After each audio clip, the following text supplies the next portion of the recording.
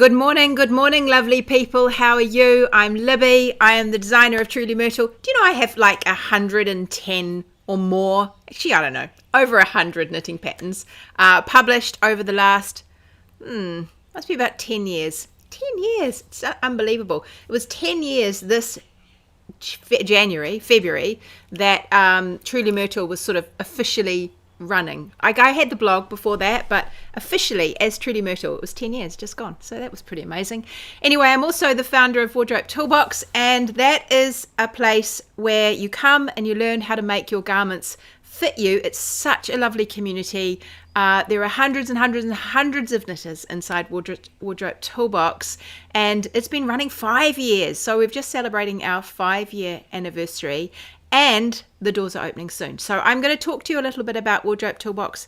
I might today a little bit if you ask me some questions, and then in upcoming weeks, because the doors are opening at the very end of March. So I'd love you to join us. It is really, really fun in there.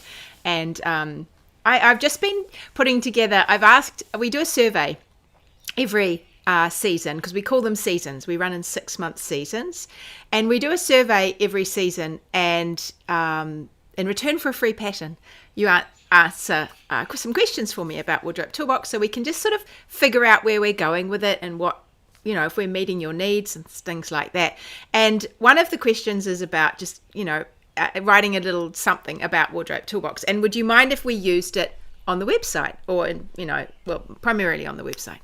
And a lot of people say that's absolutely fine, and here's my little blurb. And I've just been contacting people over the last little while to see if they would, I also wanted their photo this time, so I've just gone back to some people and said, can I have your photo as well?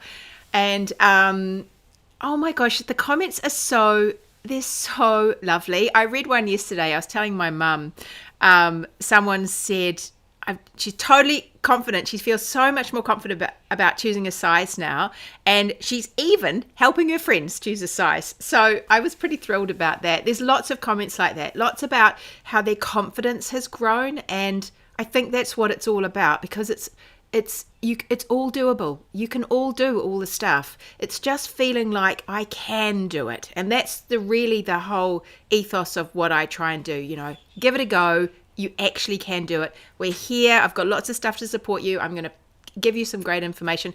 Quite a few other people made the comment that it's nice having everything in one place, because there's a lot of information out there now. And it's quite nice. They enjoyed being able to go back to Wardrobe Toolbox and just find everything in one place, and then put up their hand, help, I need help, and just join in all of the, we have a lot of good times in there. There's a lot of fun. I'm just going to come and have a look at your comments very quickly. It's definitely autumnal here. There's a real crisp feeling in the air. I can just see some of you saying it's overcast, or it's a bit autumnal where you are in Melbourne and so Australia and New Zealand. And you've just had a storm come through Tampa. Oh my gosh, Jess, that's pretty full on. Hi Teresa, nice to see you live. It's definitely cooler here. There's a crispness in the air. I absolutely love it. I'm loving it. This is my favorite time of the year. And I went for a swim this morning. I thought, oh, should I? And then I thought, yeah, why not? So I just felt like going. So I dived in the pool, and as you're mid-dive, you're thinking, oh, flip, I can't get out of this now. I'm like, I'm going to hit the water. Oh no. And it is ice as you're hitting the water. But once you're under, all of a sudden, it was actually quite warm. And in comparison to the air temperature, it was quite mild in the pool. So I did a few lengths, and then I just like getting kind of cool enough so I feel all cool, all in my body. That sees me for a few hours of feeling a bit cooler. So that's good. But yeah, it's definitely crisp, and it's those lovely blue skies and crisp days. It's just my absolute favourite. We don't actually get a heck of a lot of it here in Auckland, because it gets quite rainy, but it's nice at the moment. Nice to see you, everybody. I'm seeing all your comments. Oh, yes. You should have turned the volume up. I notified you, Maureen. Oh, good. Going to do your laundry and watch me? Barbara's agreeing. Wardrobe Toolbox definitely enables a can-do attitude. I just live by that. That's just how I live. And to me, it's really important to give you a fishing line and not a fish. That's very, very, I just feel like there's so much more use to you if I can give you tools rather than answers. And of course, we will help with the answers, but we will explain this is why you get to that answer, and the hopes that you will, when you do it enough times, it starts to click. I don't expect you to get it first time. I've told you this before. My mum was a teacher for a long time, and she talked about having, I can't remember the terminology for it, but basically everybody has a number of times that you need to hear something before it clicks with you. And some people it's 1, but that is extremely rare. Virtually none of us are a 1 or even a 2 or a 3. Virtually none of us. It's very, very rare.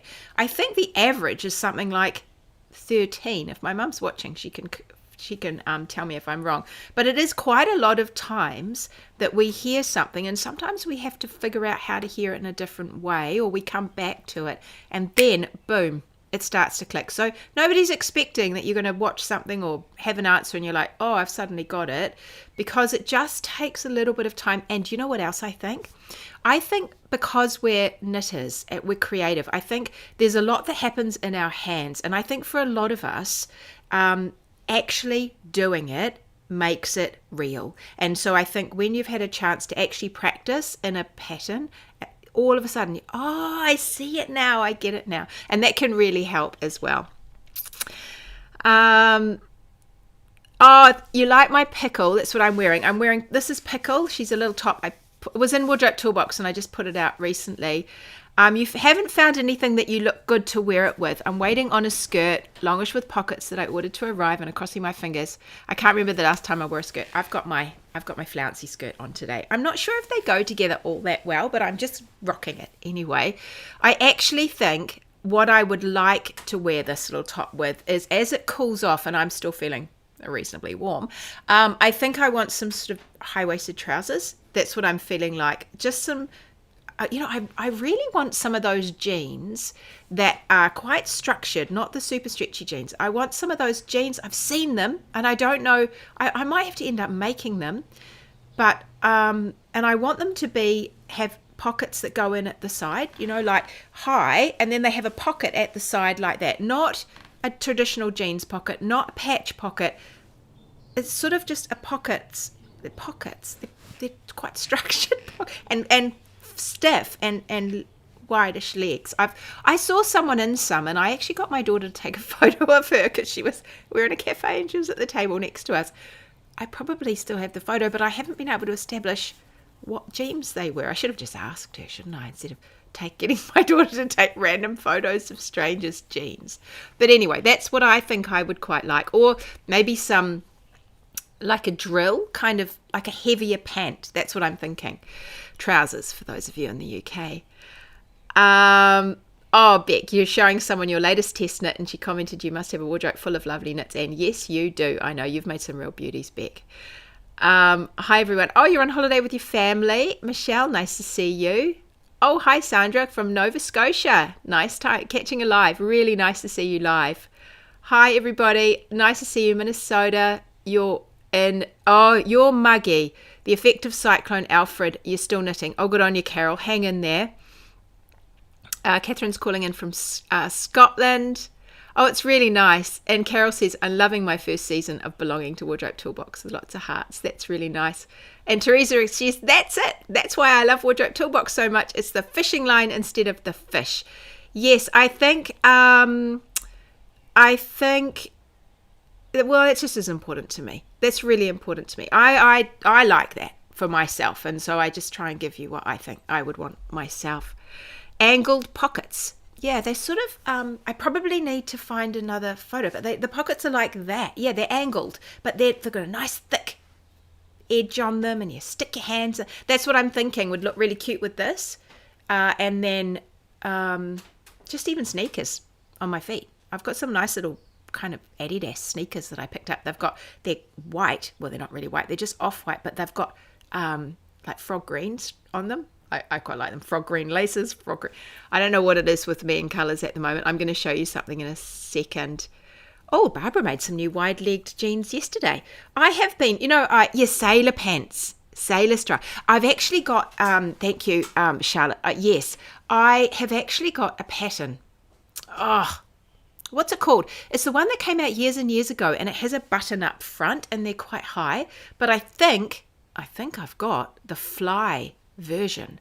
That could actually work. I could do that. Now, I say all this, and I was for a while doing quite well at having my Fridays where it was like my get to the sewing machine, do a few extra things. I really have a fancy of doing a little bit of weaving.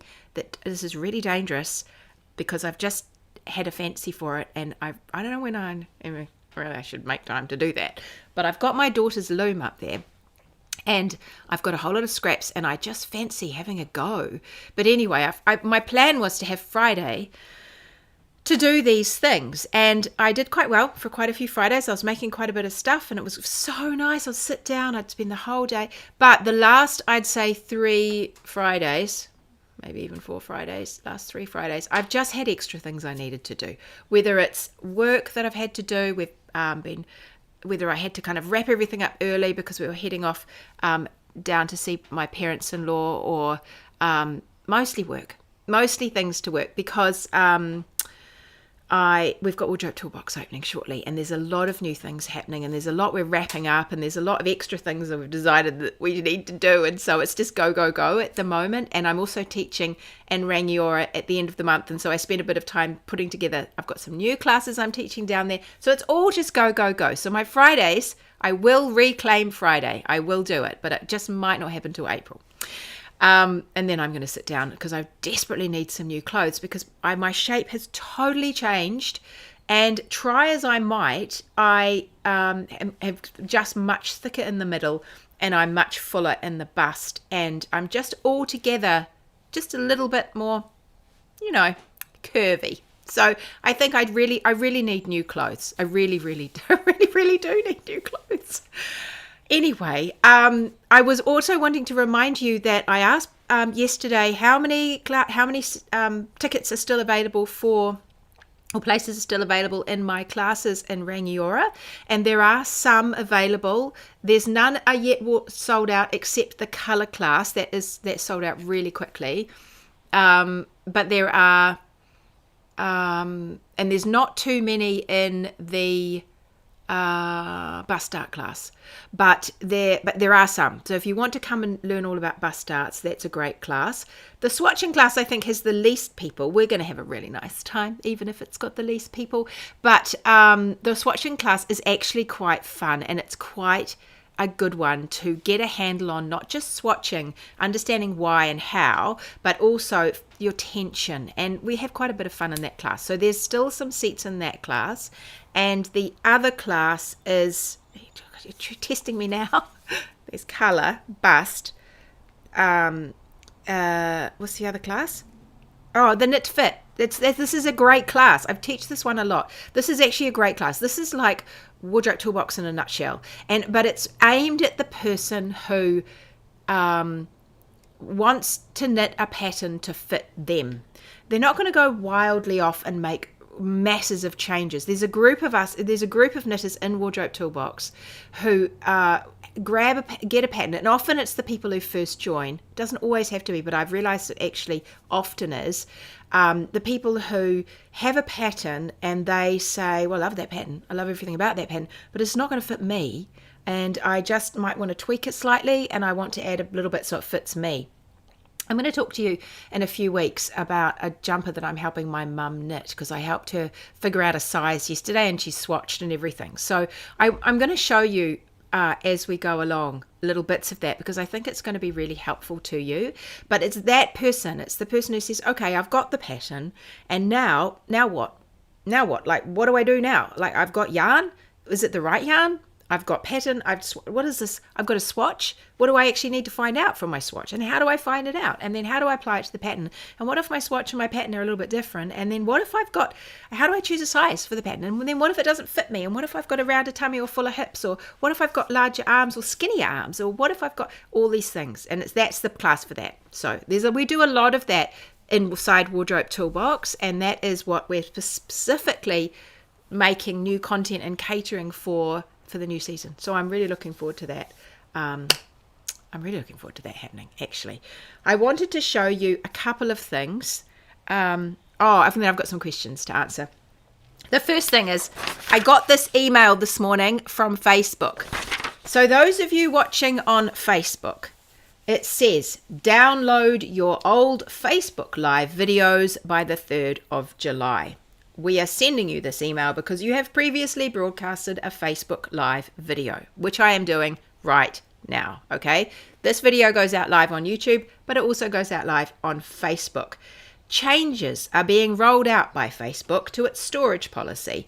Starting on the 19th of February, that was actually a wee while ago, Facebook Live videos will be retained for 30 days by default, during which you can replay, delete, or download the video. After 30 days, you will no longer be able to access your live broadcasts, and they will automatically be removed from your profile or page and deleted from our service.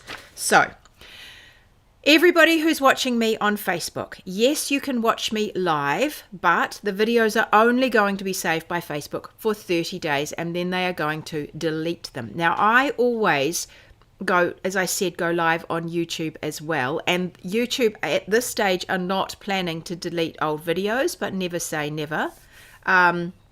But at the moment, there's no talk of that on YouTube, and it is a video platform. Facebook is not a video platform as its primary focus. So what I always do every week is I actually go over to my blog and I make a post on my blog where I put all the show notes, and then I put a link on there to the video from YouTube. I might have to start downloading it and putting it up there, but at the moment, it's the link to the video on YouTube. So if you're trying to watch an old podcast or you're wanting to catch up, I know there are some of you that when you first discover Truly Metal, you go right back to the beginning and you watch all the podcasts all the way through. And that is fine, but the best place to do that is my website or YouTube. There's a big gap on YouTube because I did go audio for a while, and I did also have some in the Facebook Hangout. I don't know what will happen to those. There's a whole lot in the Facebook Hangout that may not be anywhere else. So anyway, my message to you is, if you're on Facebook right now, then you might like to think about moving over to YouTube because it's actually really good over there. And if you are on YouTube right now, give me a thumbs up, because that is the way we get to show everybody else our video, because otherwise Facebook doesn't want to show it to anyone. So we could just thumbs it up. So that's what I needed to tell you about Facebook. You never know what's going to come next over there. I also wanted to show you some bright colours. I've just got a hankering for bright colours at the moment. Something has happened, and I am just really feeling like, give me all the bright colours. That's what I'm feeling like, rich colours. I went for quite a phase where I was wanting to wear quite a lot of neutrals, and quite a few of my designs you'll see through the years, it was a big phase there where I was just neutrals after neutrals. I think the neutral phase is over for a while, and now I'm just feeling like I really need some colour. And I think part of it is that when I wear clothes, when I was thinking about it the other day, I was wearing a more neutral top, and I thought, there's part of me inside that's going, let me out. And I don't think it reflects whatever's happening inside me very well. I think the stronger colours and the brighter colours is how I'm feeling inside. And so I guess I'm wanting to wear those on the outside. So I have started a new top, which I will show you. This is for Wardrobe Toolbox. I've started this little top. I'm actually more than started. It's going quite well. In this beautiful colour. And I'm using, this is the yarn I'm using. So you Wardrobe Toolboxes, look, it matches my glasses. Your Wardrobe Toolboxes, you're going to want to get some of this, I think. Or at least you're going to find something a little like this. This is what I'm using. It's the Merci Filcolana. I think I called it Ficolana the other day, but it's Filcolana. And it is 50% superwash merino wool, 50% Pima cotton. It's a really nice classic fingering, 200 meters per 50 grams. But I am knitting it on a 3.25. And so it's a nice one. I'm knitting it just with a slightly firmer gauge. I think it likes that. I think the cotton in it likes that. I tried it with bigger gauge, but actually I like the slightly firmer gauge. So I'm knitting that. Isn't it just such an absolutely amazing colour? This colour, if you're interested, is colour 608. There's no name. It's just 608. It's absolutely beautiful. I'm really feeling like, oh, I can't wait to wear that one. It's not far off getting it to the stage where I can send it off to start getting it tested. And yeah, it's going to come to Wardrobe Toolbox. But look at that colour. So I'm curious to hear whether you're feeling like that. I read something a wee while ago and it made me laugh. And it talked about, I thought, oh my gosh, maybe this is me. And it said, I think it's something like, the older the barn, the brighter the paint, or the older the farm, the brighter the barn. It was something like that. And I thought, I don't know if it's meant to be complimentary, that comment, actually. It might be meant to be derogatory, but I thought, I read it and I thought, oh, maybe that's me. Maybe I'm like a bright barn. Maybe my brown is getting a bit bright now. I don't know. But I certainly am feeling that. I don't know. I just think you've got to laugh. No matter what is happening, you have to laugh. And I just have this overwhelming desire to have really rich, strong, bright colours. So watch this space. As Charlotte said, I watched your very first podcast last week. Oh my gosh, I know it was, well, that was probably, would have been 10 years ago, Charlotte, I think, that first podcast I did. I was so nervous, well, you were so nervous, me, but it was still so good. I enjoyed it. I'm working through them while I'm at the gym. Oh, that'll get you running. That'll get you moving at the gym. I was really, look, I go back, if I ever get a glimpse at any of those old ones, I just look so young. And I was nervous. I was really nervous. And I was always a person that was, as a kid, I was always the one that was pushed on the stage or made to go to the front, or I was always doing a lot of public speaking. They made me do it. I guess I didn't mind it. I didn't mind at all. It was fine. And so I guess if, you're a willing participant, then you get pushed to the front. But man, when I first started my business, actually, so when I decided, okay, Trudy Myrtle's going to be a business, this is what I'm going to do. My youngest child, she's just turning 15, so she just turned 5, and she started school, and I thought, okay, right, this is it. I'm not going to go and get a job. I'm actually going to make a job. I'm going to stay at home, because being a stay-at-home mother was the best job I ever have. I loved being a stay-at-home mother. It was by far the best job I've ever had. I loved it. But I wanted to stay at home and I wanted to be there for the kids. And I loved knitting. And I used to wander around when I was a young lawyer in London. I used to wander around and think, why didn't I go to St. Martin in the Fields? What am I doing working as a lawyer? I should have gone to St. Martin's and done fashion school. I always loved that. I don't know if I would have been any good at all. But it was always something I just thought, oh, it would have been amazing. So when I decided I'd start this business, and but it was like I suddenly whipped off all my clothes and showed everyone. That's what it felt like. I was just exposing the creative side of myself to everybody, and that is really challenging. It was super challenging. For years I felt like I was going through therapy without having actual therapy, because all these things about myself I had to really come to terms with, and that total feeling of being absolutely vulnerable. I've made this, and now I'm going to try and show you too and see if you like it. Oh my gosh, that is so tricky to do. That makes you feel really, really nervous. Made me feel really nervous. So yeah, so that was I was very nervous when I first started. It's not in that color at the moment. Oh yes, Filcolana isn't Merci. It's an international brand, I believe. Hang on, let me just see. It will be DK. Yeah, so it's German, and you could probably get it all over the shop. I thought that was quite a nice one to choose, but I did get it from Get Flocked in New Zealand, from Ethan's shop in New Zealand. I bought it from him. Absolutely beautiful. Okay, right. What else was I going to talk to you about? Colours, Facebook, changing things on us. And now I've got a few questions to answer. Let me cough because the frog has escaped. I have a couple of big sips. I still am, if you're interested, addicted to dandelion and burdock root tea. If you haven't tried it, I thoroughly recommend it. It is absolutely beautiful. I buy tea bags in packs of 100, from someone called Golden Fields in New Zealand, and I buy the dandelion and burdock, and the dandelion on its own has gluten in it. It has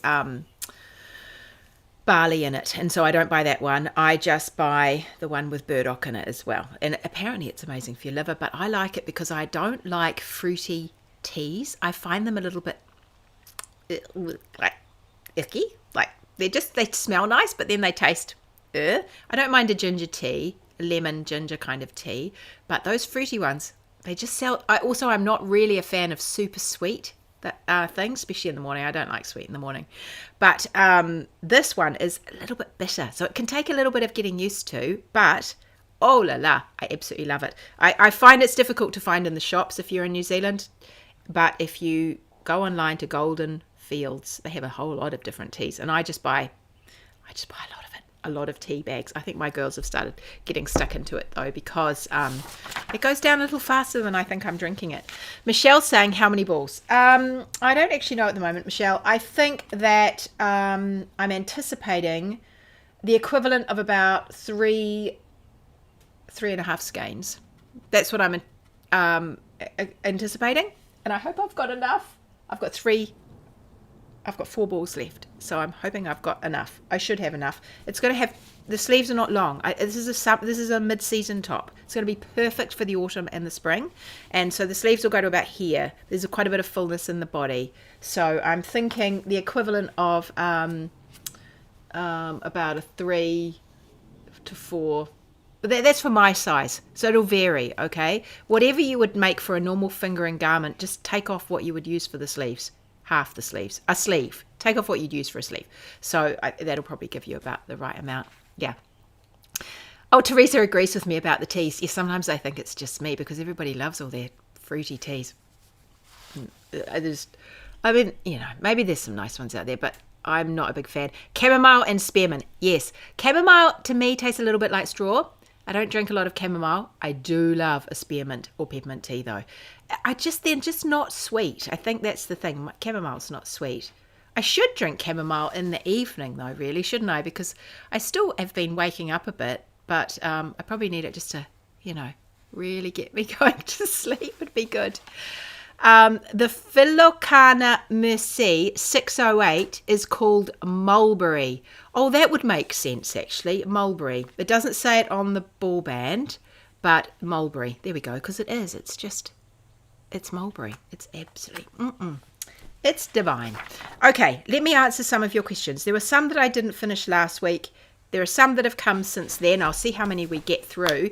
If you have a question for me that you want me to answer on the podcast, then go to trulymyrtle.com/ask, ASK. And there's just a form. You put in your name and you put in your question. I can't take photos, but I can take questions. I'm also not going to go a deep dive. If you tell me, oh, I'm knitting this pattern from so-and-so, I'm not going to dissect another pattern because I don't have the patterns or whatever. If you're knitting one of mine, you could do that though. That would be fine. I could just walk you through the pattern itself. And if you want to make it, you can give me a really broad question. You can give me any question you want, really, but you can make it broad. But if you do have if you want a specific answer, then give me a specific question. Wardrobe toolboxes. If you have a very specific question, you might want to save it to get put into our Q&A. We're actually having 2 Q&As going forward for next season in a month. They're going to be slightly different, and I'll explain it to you when we get there. But you get a really comprehensive answer over there, and I think that if you want something for you to help you with this particular problem, and you can ask me about other patterns, you can ask me anything, that, then that's probably good to point it over there. But if you have a more general question that you want answered, that you think other people might benefit from hearing, go to ask and pop it in ask. Then you can just see me here too. Okay, we'll start with Yona. She said, hi, love watching the podcast. Thank you, Yona. She said, how to adjust necklines to larger, not so tight and close around the neck. I've had multiple, I'm pretty sure I didn't answer this last week, did I? I've had multiple surgeries in my neck. I don't like a neckline touching that area. I find a circular yoke is easier to adjust, but raglans with increases on the right side and the wrong side with a pattern is very hard to try to adjust. If there are any tips, greatly appreciate it. I also find that there are patterns that you knit in the round, however the purl side is the correct side. So how would you add a superwash or plant fibre yarn? Okay, there's 3 questions in here. Let's start with the first question. I talked quite a lot about how to adjust necklines to make them larger and not so tight and close around the neck last week. And the first thing I said was to make sure you're choosing the right size. And the second thing is to think about the neckline itself. And so if you do that neckline last, I think it will do 2 things if you're knitting a top-down sweater. It will both give you some structure just here so that when everything's hanging off here, it will help give you a bit of structure because you'll bind it off and then you'll start there and then you pick it up and go up. You can adjust that neckline tightness by the number of stitches you pick up, the needle you use, and the bind off you choose. I said last week, you'll be surprised at the difference it can make just by even a looser bind off. So if you just really concentrate on keeping it loose, it will make a difference. Now, if you've said that you like a circular yoke easier, and that might be because when you're knitting like this, right, either a drop shoulder or a set-in sleeve, then your width of your yoke is dictated by how many stitches are left to insert the yoke into. This distance here, circular yoke is a little bit different because it's round, and so it'll just hang over your neck and it can be a little bit more flexible. So this one, if you're finding it's too tight, what you might want to do, you might want to bring it in and then make it lower, or you might just want to make it lower. And what you could do is if you're knitting top down, you could just knit this part. Oh, what have I got here? This is different because I knitted it bottom up. But what you would want to do is you would want to knit the part where there are no increases or decreases, depending if you're going up or down, longer. So basically you can just move this whole lot down, because I think that will be the easiest way for you just to feel like you've got more room around the neck by actually giving yourself more room around the neck. When you're casting on a raglan, you're casting on usually it's about 1 stitch for the front. You cast on some stitches for a shoulder, you cast on stitches for the back, the other shoulder, and then 1 stitch for the front. If you've got a raglan like that, then before you start making too many increases at the bottom of the raglan, you might want to just slow down the rate of increases, because it will just give you a little bit more depth to your neckline before you either join it in the round or before you kind of finish it for your cardigan. So if you start with just 1 stitch or 2 stitches, depending on the size you're using, or 3 maybe, just slowly increase before you start going into any stepped increases where they're like 2 stitches, 3 stitches, or take some of the stitches out of the center part here, which might be like, see how wide this one is here? So you could actually make that slightly narrower and drop it. Or, so there's a couple of things you could do. If a raglan is slightly different because you just slowly go down. Maybe you could go straight as well if you wanted on a raglan. You could just do your increases for your sleeves, but then you could go straight down the front before you start your shaping and just drop the whole shaping down. So it's just adding a little bit more depth is going to help. Now, you mentioned in here about doing raglans with increases on the right side and the wrong side. Some of the raglans, I actually like this shape, and so it's a bit like a saddle shoulder. When you cast on your raglan, the other thing I just want to say about raglans is that half the shoulder is going to be your neck drop. So the other thing you could do is you could make your shoulder wider. That adds to your neck drop. But then don't forget you've got more stitches in the sleeve, and you're going to have to do less increases when you get to the bottom of the raglan. But you could do it that way. That could be quick and easy. Just do more stitches in the raglan. The only thing is it's going to drop the back too. So you might want to just raise the back with some short rows if you do that. But half the shoulder is actually in your neck drop. I like the raglans where you increase on the right side and the wrong side, and you go straight out till you get to sort of that shoulder point here, and then you kind of go straight down and then you go out again. That's quite nice. I haven't done one where I've done, oh no I have. I've done the Maiden, I think, does pretty much some pretty regular increases out. I'm not sure if it's right side and wrong side though, but you do some regular increases out and then you start going down like that. but the ones where you increase right side and wrong side, it's because I'm thinking what you're telling me, Yona, is that it's actually for a jumper and you've started it in the round. What you're going to want to do is add in some short rows to raise the back, or you're going to want to not join it in the round. You're going to want to start and not do the front. You just start with the one stitch and you just add the depth that way at the front. Might be a little bit confusing what I just told you, because it's actually quite a lot there. But yes, I think it's easier just to drop the front and add stitches to the front than to fiddle around. You could put more short rows in to tip it further forward, but there's only so many you can do before you sort of run out of room to do that. So I like drop at the front. Okay, what else did you ask here? I could go on and on because you can talk about different constructions, but I'll leave it there for that one.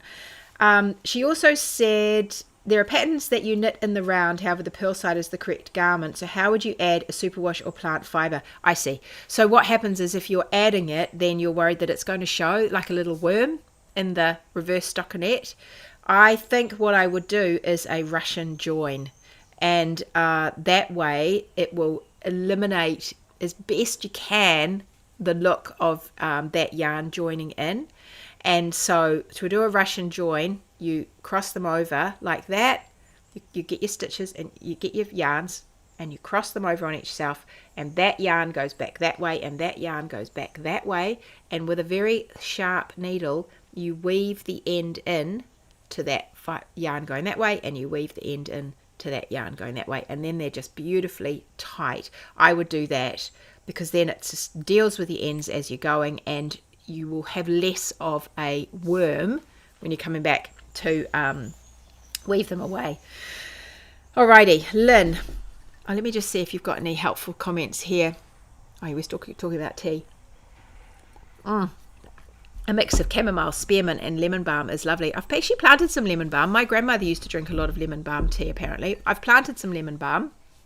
Apparently that's incredibly good for you, lemon balm tea. But that would be nice. I think I could enjoy that. Lemony, spearminty, yeah, and chamomile. That would maybe dull the straw taste of the chamomile in it, perhaps. That would be nice. I actually really, really love raw ginger and hot lemon drinks. I have those when I'm not feeling well. Okay. Next question. This is from Lynn. And she said, how do you avoid the gap on the first row when you're joining a neckline on circular needles to make it seamless? Well, there's various ways that people do this. Sometimes I just knit. I just join it and then I have a bit of a gap and then I go back later and I tidy it up with my tail. I do that. Mostly I would probably just do that. Something I also like to do though, so that you don't end up with a twist in your yarn when you're joining it, so that it's all, twisty, is you could actually just knit the first few rows straight. You could even knit the entire ribbing straight if you're starting with ribbing, but you could knit the first row or two straight, flat, and then come back later when you're finished, then go to join in the round, and then come back later and just close that gap up. I quite like that method of doing it too, especially for socks. I quite like that. Makes it super tidy. I know that Nancy from Knit Sip Happy, she uses the tail and the yarn, and I think she knits those together for a couple of stitches, just nice and tight, just to close that little gap. So you could try that too. Some people will do an extra stitch, and then when they join in the round they'll lift the stitch back over. I don't know if they'll go back over towards the back or over towards the front, but that can close it as well. So when they say join in the round, those are all things you could do. You could interpret it however you like. Either just close it and keep going and then come back later and say, all right, what's happening here? And you can get your needle, like your wool needle, and you can just pull some of the tension out of that end stitch and just weave it, just pull it away into your work. I am a big fan of pulling tension out of loose stitches and loosening it, getting them disappear, fading into the rest of the work with my needle. Sometimes I'll sit there when I should be knitting and I'm like, that loose stitch is just bothering me. I'm just going to get my needle and I'm going to pull it, make that one a bit more tensioned, and then I'll just go like that and I'll just flick it away into the rest of my work. So when they say join in the round, those are a few options that you could use, but I quite like Nancy's idea of knitting the tail together with the the first few stitches. I think that could be a nice one too. Robin said, my question is about shawl collar cardigans. They seem to uncurl and slide down my shoulders, and I'm always lifting the collar and reshaping it. I've done the single crochet around the neckline and it helps a little. I think this is a problem with shawl collar necklines, and it will be worse with some of the yarns that you choose. I think a more sort of rusticy, slightly crunchy wool yarn will be less likely to slither down your shoulders than a soft, slinky, beautiful, mohair, cashmere, alpaca-y sort of yarn. And the other ones are going to sit a little bit more tightly. Depending on the construction, you've mentioned there about doing, so basically what she's saying is, you've got that rolled collar and it just sort of wants to unroll, and then all of a sudden the end of the rolled collar is here and the start of the rolled collar is here and the whole thing's falling off you and you're just yank. Part of it is the nature of the beast. You've said that you do a crochet chain and around the neckline, and I think that is a really good thing to do. So just with a single crochet, you could do it in the same yarn, you won't even notice it. Crochet around that seam where you've picked up that collar to knit, or if there isn't a seam, crochet around where you think that seam should be, if you've knitted it top down and gone straight into it, and just do a nice firm crochet, and it will stop the neck stretching out, because if you can stop the neck stretching out, that's going to help stop it disappear down your shoulders and the collar unroll. Something else you could do, if it's a drop shoulder, something else you could do is actually put that stitching down the shoulder as well, and it would just help give you some more structure to the top of the shoulders and around the back of the neck. I think that if you don't have any obvious shoulder, you could put the shoulder in. You could decide, put it on, mark where you want it to sit you for the shoulder, and then underneath just do the crochet chain. You shouldn't see it from the top. I would probably use the same color just to be sure, and you could give it a little bit of structure so it wants to sit there. But I think the first thing I would do is yarn. I'd think about my yarn, and if you're going to use a sloppy, beautiful, soft, cozy yarn, just know that, okay, I can do a little bit with some crochet chains and really firm pick up and a really firm bind off in those places if I've got that opportunity. But actually, those slippery yarns are just going to slip. They're slippy.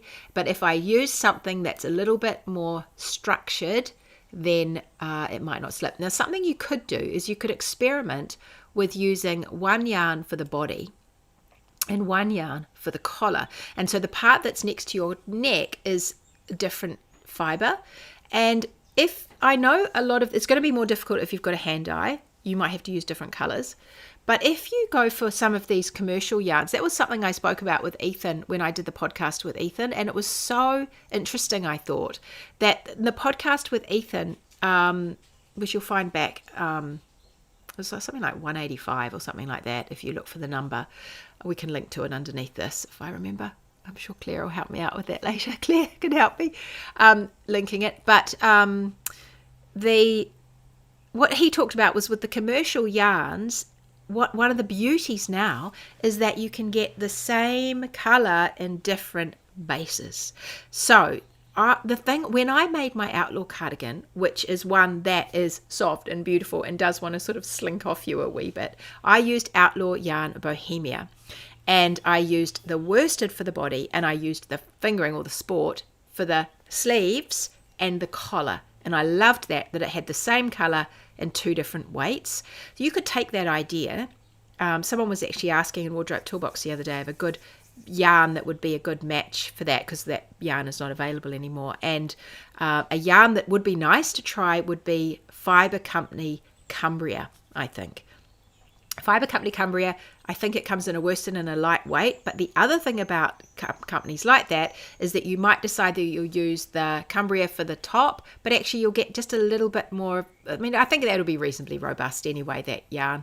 But you could get something just a little bit more guts to it for the body part. You'll lose some of the drape, but you'll gain it in structure. So Yeah, those are the things I would suggest. Yarn and more, maybe even more crochet chains. The other thing that I think is also good if you don't want to do a crochet chain are those little stretchy elastics that you put into the top of, you often see in the top of t-shirts and things for exactly the same reason. Or you know how sometimes you buy some of those lovely garments, soft wool garments, and they'll have a ribbon across the back neck and it's secured on either side. That's the same thing. It's the same idea. So it can only stretch so far and then it just won't go any further. So that could be something worth trying as well. Maybe even just a little piece of ribbon like they do with commercial things. Okay, hopefully that helps you. How are we doing for time? Good for time. So Margaret says, why am I such a slow knitter? That was her question. Why am I such a slow knitter? I don't know, Margaret. Why are you such a slow knitter? Maybe you're not actually that slow compared to other people. Maybe you don't have enough time to sit down and actually do the knitting. Maybe your knitting for you is actually a lovely, slow, escaping, relaxing experience, and maybe you don't want to speed it up. Let's imagine for a minute that you're knitting, because to be a faster knitter, I think you knit more. And I think you work at things like, how am I holding the yarn for tensioning? And how can I knit so that I don't really move my hands too much, that it all sort of happens in my fingers, at the end of my fingers. I think that speeds you up. A lot of people go from English to continental to speed up their knitting. That is a bit of an exercise if you want to try that. But that could help you if you wanted to make a big change. I tried that years ago. I actually found I was just faster, always faster English, because I just am faster that way. So I stick with that. But you could look at the mechanics of how you're knitting. And if you decide either, I don't actually want to do that, I'm perfectly happy with the way I knit, then the other thing to think about is just getting more knitting time. And I think that is the question we all ask, actually. How do I get more knitting time? And I always think about Elizabeth Zimmerman when I think about this. And she talks about always having a project that you can just do anytime. So a project that you can take out, or a project that you can grab while the vegetables are cooking. She talked about knitting while the dinner is cooking and just doing a few stitches or a row. Obviously, you probably don't want to do complicated lace, so you need various things that you can pick up and put down. But the answer to getting more knitting done is doing more knitting. That is the answer, because somebody has to knit every one of those hundreds of thousands of stitches that you need to knit, and you're just getting them done bit by bit. Never sit down without your knitting. Never go out as if you know, especially if you know you're going to wait somewhere, without your knitting. Never go on a car ride without your knitting.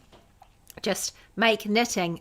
Knitting is a lifestyle. When we want to knit faster, and we've already established that we're knitting, actually mechanically knitting as fast as we can. If we want to knit more, we knit more.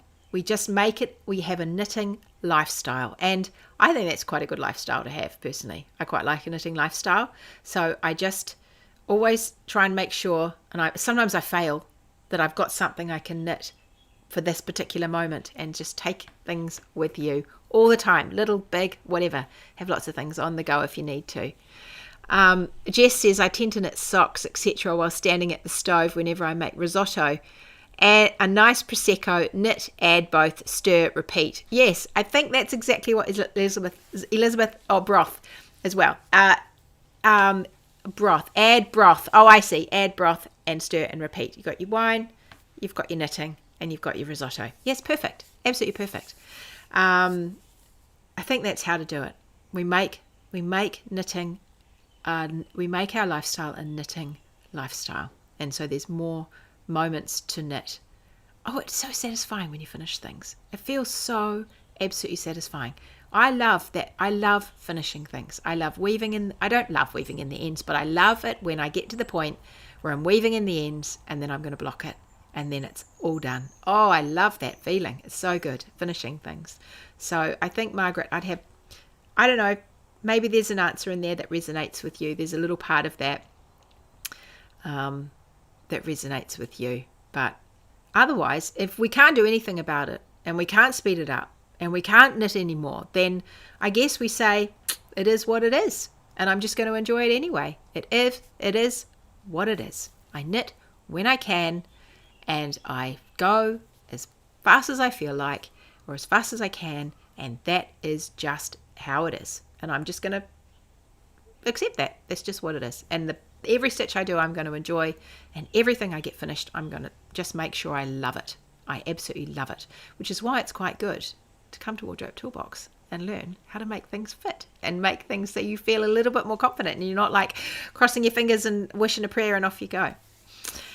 Becky, hashtag never not knitting. Exactly, never not knitting.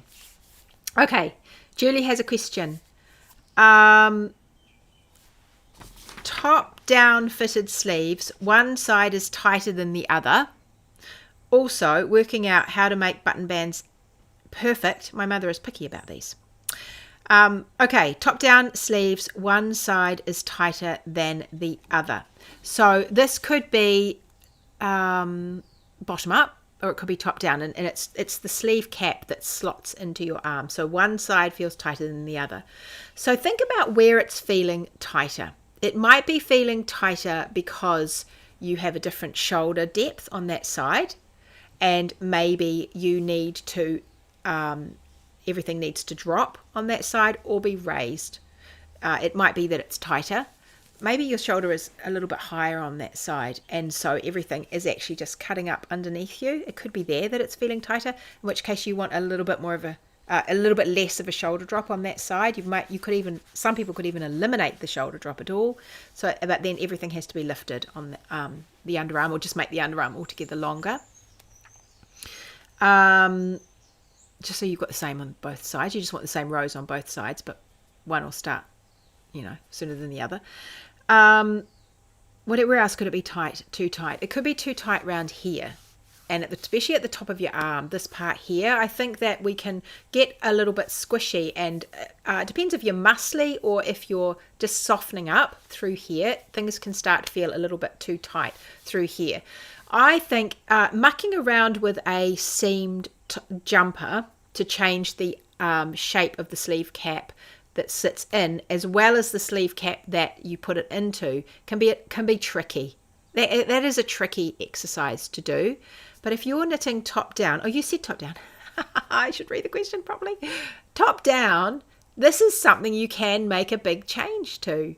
So the first thing I would do is I'd assess whether or not you need a little bit more room under your arms. Is it cutting you up under the arm, or is the arm side the right length?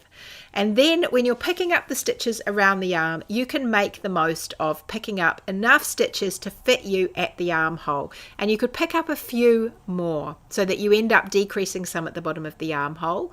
And you could do some double wraps to do that, or just decrease when you get to the bottom. And then if you do the sleeve, you're knitting back and forth like that. So if you're picking up a nice number of sleeves close together at the top, then that is going to mean that you're going to have a wider part at the top. And you might decide just to narrow that slightly, so you end up having more rows that go all the way down. So you create more of a curve out like that. And then it gives you a little bit more fullness for your arm. But I like at the top of the sleeve, I think about 20% is quite a nice amount to pick up. And depending on what your 20% of your arm, so let's say you take your arm circumference, you turn it into stitches, and then you work out what 20% of those stitches are, and then you pick up those just here at the top. And then from there, you work your way down with all the other stitches you've picked up, and pick up a few extra.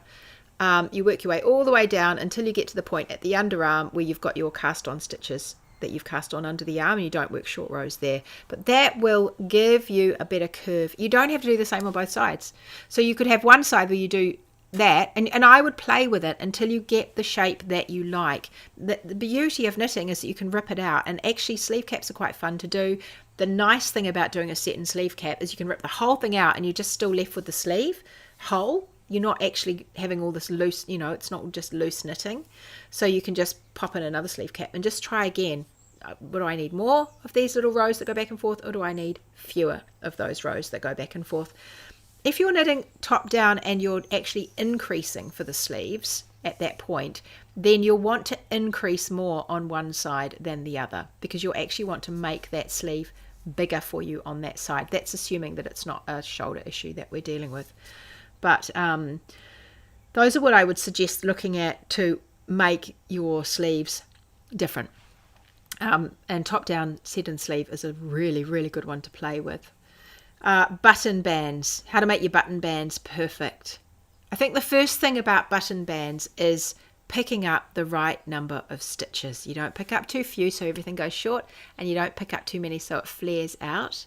And what you can do is you could look at your gauge, the gauge of the pattern if you've got gauge in the pattern, or if not, your gauge, and you work out, you can take your stitches divided by your rows or your rounds, and then what does that come out to in a percentage? So is it 70% or 60% or 85%? What is the ratio of stitches to rows?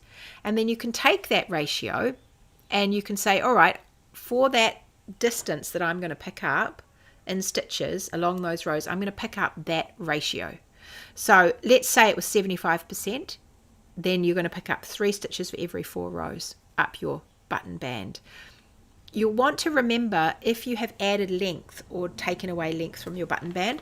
So something, if you want an absolutely perfect button band, something you could do is before you put on the button band, block it, measure your garment and block it to measurements, and then measure the length of the button band that you're about to pick up.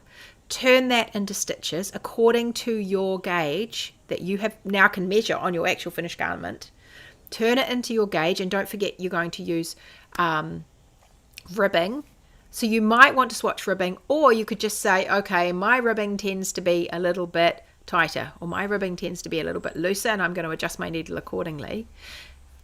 Work out how many stitches it takes to go down that distance, and then pick them up at a ratio that we worked out before. Perfect button bands. If you want to have an absolutely beautiful pickup, use a tiny needle and go into a column of stitches. You can go close to the edge. I'd go reasonably close to the edge. You don't want to go too far in, because especially if you're using a bulky yarn, you get quite a bulky sort of seam. So go reasonably close, but make sure you've got columns of stitches. Go into the same column all the way up. You might need to wear 2 pairs of glasses or use a magnifying glass if you're finding it difficult seeing your way up. I find it can be really helpful if you can actually see really clearly all of those rows of stitches, because then you can pick them up beautifully.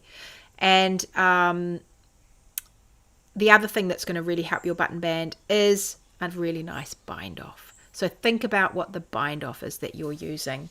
I mean, I think also your buttonholes are going to make a difference on the button side, but your bind off is just going to mean it finishes beautifully. And one thing you'll want to do is you'll want to perfect the final stitch bind off. You don't want a baggy last stitch. You want to reach into the row below, or you want to make sure that the very last stitch on the row below before you bind off is tight, because that's the stitch that's going to get all the action when you're binding off. So you either make conscious effort to make those really, really tight, or you come in and you pick up down below the stitches down below, and you pick those up and you pull those into your bind off, and then you have a nice square bind off. And those things, I think, one of them's going to be at the top and one of them's going to be at the bottom, and those things make a phenomenal difference to picking up your bands. It makes them just look really, really lovely and professional. Okie doke.